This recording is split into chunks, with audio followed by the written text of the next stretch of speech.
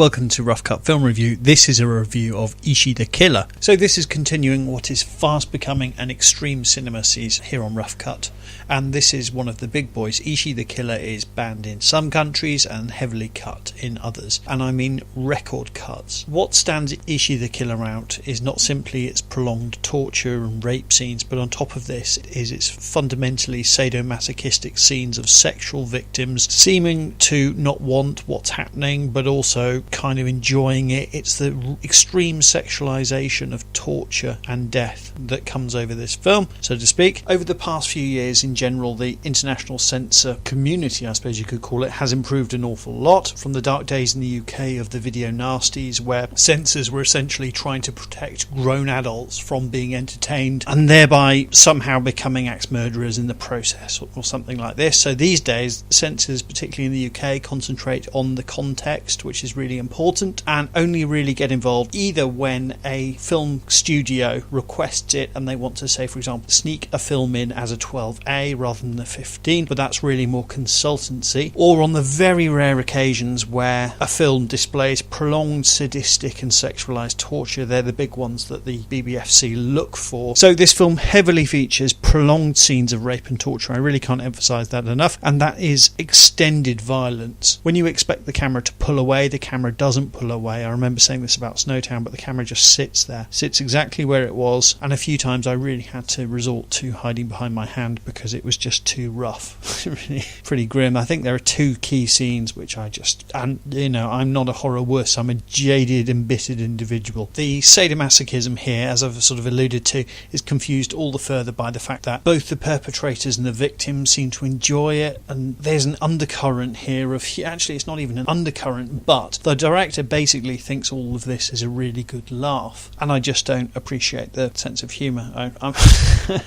Unfortunately, when I'm watching it, I'm not thinking, oh, this is ironic, or this is witty, or this is making a particular statement. I'm just thinking, I'd rather not have seen that. The characters are just all so incredibly unlikable. Deliberately so, but even the few characters with redeemable qualities often commit senseless acts of violence in what is an extremely exploitative piece of work.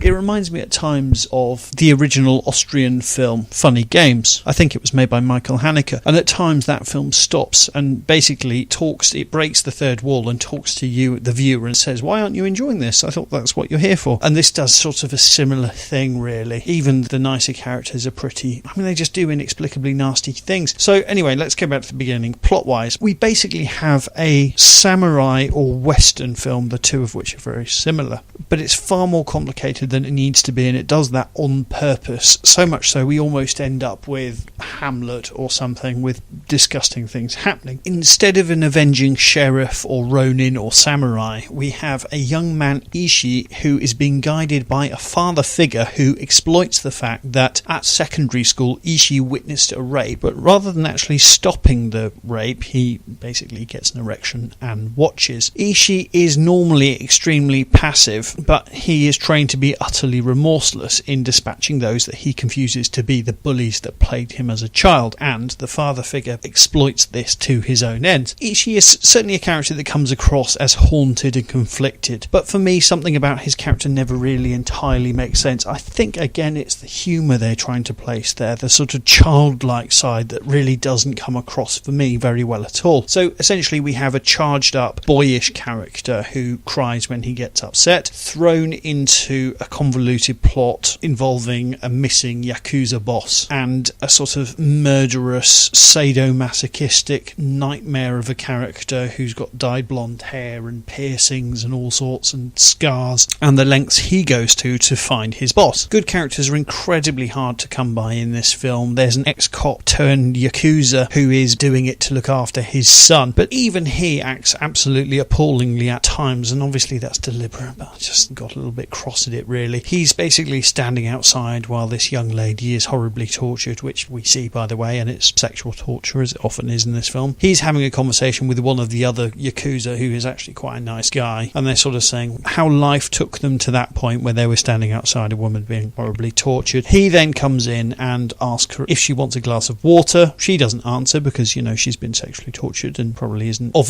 the right mind at the time to be asked if she wants a glass of water. Because she doesn't respond, he then kicks her to death, and you just think, alright then. And he is the closest thing to a good guy in this film. He's sort of Rosencrantz or something. I've read a really articulate article about how this film, despite being one of the most violent films ever made, actually abhors violence, and okay, I can see where that's coming from. The protagonist is a naive young man who's being exploited, and his tears represent his innocent side. But when the film is committing so many films and really having quite a chuckle while it does it, it's very difficult to agree with this sentiment or think that this idea has any gravitas. The film is just too dark. There are surrealist aspects to the film. The film in total is basically, for me, the director having a sick joke. He's not taking any of these horrible things seriously at all, and I imagine he had great fun making them. But for me, I just don't get it. It's a film that you see to say that you've seen it, and I'm not surprised to hear that some people have a great laugh watching this film because they laugh along with the film. But for me, I can't say that I did. Instead of this, I recommend you watch The Ring or Battle Royale or Zautoichi, 3 absolutely fantastic and fairly edgy Japanese films that were just absolutely brilliantly made. I find it very difficult to recommend Ichi the Killer unless you want to see a really, really disgusting film. Keep an eye out for my review of High Tension coming up, the French film. Kind regards, Christopher Thomas.